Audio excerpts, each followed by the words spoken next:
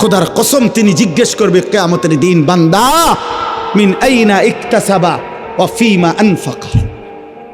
আল্লাহ তাআলা বলবেন, আমার বান্দা হিসেব দাও, একটা একটা টাকা কোত্থেকে উপার্জন করেছো, একটা একটা টাকা কোথায় ব্যয় করেছো। আমি আপনাদেরকে দানের নিরুৎসাহিত করছি না, সতর্ক করছি। আমার এটা একটা ভয়, অসংখ্য আল্লাহর বান্দা এমনও হইতে পারে দান সৎকা করে গেছে, আমি তারে কেবল বাহবাই দিয়ে গেছি, কিন্তু হারাম থেকে যে বাঁচা দরকার।